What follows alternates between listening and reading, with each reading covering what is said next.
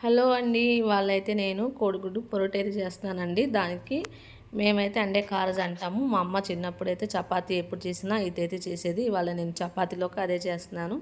వీడియోలోకి వెళ్దాం పదండి. నేనైతే 4 ఉల్లిపాయలు, ఒక 5 పచ్చిమిర్చి, కొత్తిమీర అయితే సన్నగా చాప్ చేసుకున్నానండి. కావాల్సినంత నూనె అయితే వేసుకున్నాను. పసుపు వేసుకున్నాను తాలింపులో. తాలింపు వేడెక్కినాక ఉల్లిపాయ, పచ్చిమిర్చి, కొత్తిమీర తాలింపులు వేసుకున్నానండి. దాంతోపాటు తగినంత సాల్ట్ కూడా వేసేసుకొని కలిపేసుకొని సిమ్లో అయితే పెట్టేసుకుందాము. 5 నిమిషాల పాటు మధ్య మధ్యలో కలుపుతూ ఉండాలండి.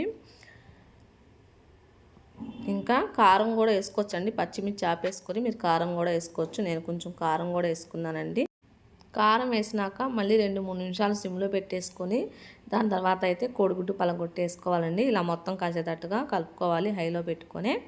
ఒక 2-3 నిమిషాలు హైలో పెట్టుకొని ఇలా కలిపేసుకుంటే ఇలా అయిపోద్దండి. దాని తర్వాత సిమ్లో పెట్టేసుకొని ఒక 5 నిమిషాలు సిమ్లో పెడితే టేస్టీగా సింపుల్గా రెడీ అయిపోద్దండి.